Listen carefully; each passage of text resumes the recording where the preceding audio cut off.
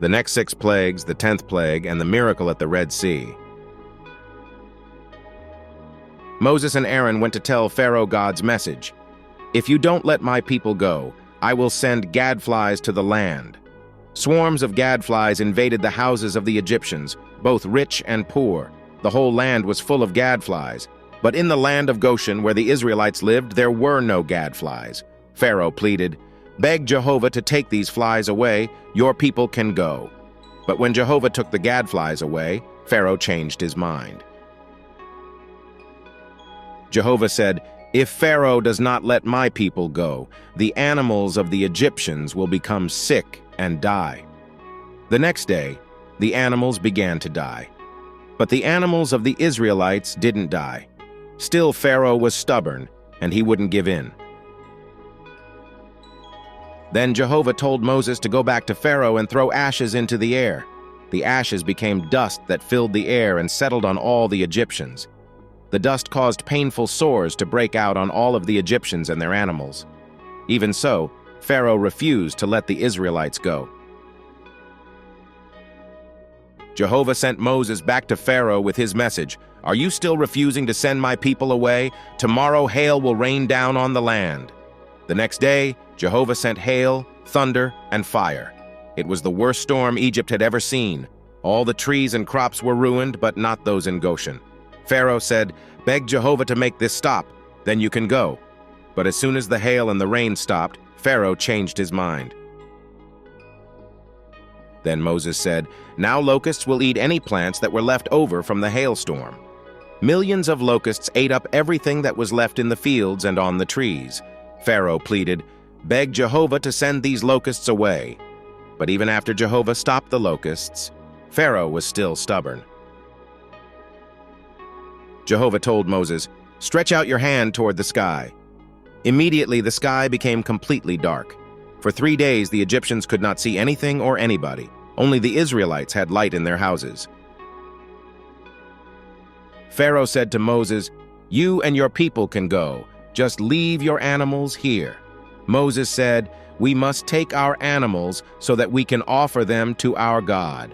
Pharaoh was very angry. He shouted, "Get away from me! If I see you again, I will kill you."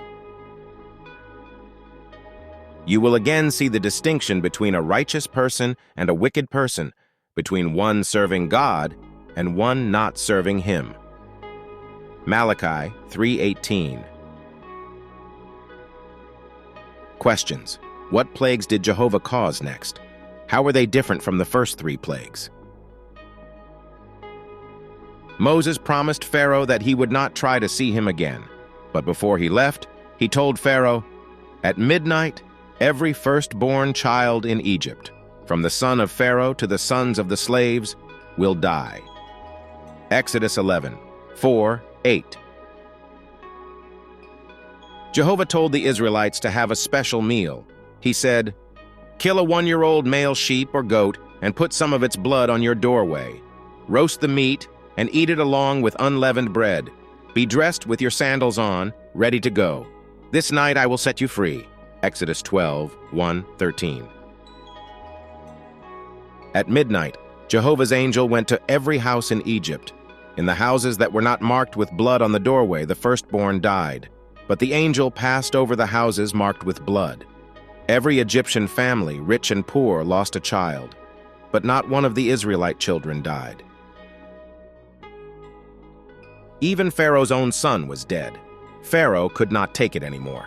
He immediately told Moses and Aaron, "Get up, get out of here, go and worship your God, take your animals and go." Exodus 12:31-32. Under a full moon, the Israelites marched out of Egypt, organized by family and tribe.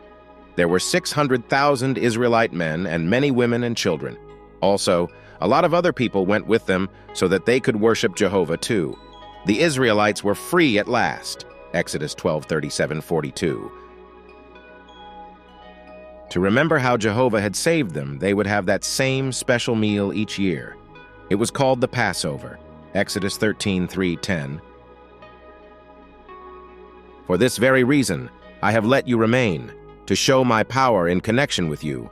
and to have my name declared in all the earth. For this very reason I have let you remain, to show my power in connection with you, and to have my name declared in all the earth. For this very reason I have let you remain, to show my power in connection with you, and to have my name declared in all the earth. Questions. What was the 10th plague? What did the Israelites have to do to protect themselves from that plague? What did the Israelites have to do to protect themselves from that plague? As soon as Pharaoh heard that the Israelites had left Egypt, he changed his mind about sending them away. He commanded his warriors, "Get all my war chariots ready, and let's chase after them." Exodus 14:5-9. Jehovah was leading his people, using a cloud during the day and fire at night. He led them to the Red Sea, and he told them to set up camp. The Israelites saw Pharaoh and his army chasing after them. They were trapped between the sea and the Egyptian army. They cried out to Moses, "We are going to die." But Moses said, "Don't be afraid. Wait and see how Jehovah will save us." Exodus 14:10-14. Jehovah placed the cloud between the Egyptians and the Israelites. On the Egyptian side there was darkness, but on the Israelite side there was light. Jehovah told Moses to stretch out his hand over the sea. A strong wind blew all night long. The sea was split in two, and there was a pathway down the middle. The millions of Israelites marched on dry ground between the walls of water. Pharaoh's army followed the Israelites into the dry seabed. Then Jehovah threw the army into confusion. The wheels began to fall off their chariots. Jehovah told Moses to stretch out his hand over the sea. The walls of water collapsed on the Egyptian army. Pharaoh and all his men died. Not one of them survived. Exodus 14:26-28. On the other side of the sea, the crowd praised God with a song. While the people sang, the women danced and played tambourines. Everyone was very happy that now they were truly free.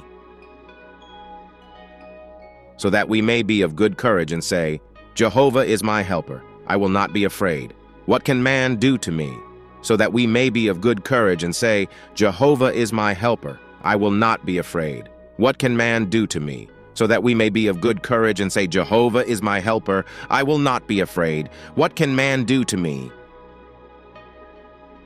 Questions. What happened at the Red Sea? How did Jehovah save the Israelites? Subscribe to the channel so you don't miss the next videos with the progressive biblical development, and if you like them, like us to encourage us.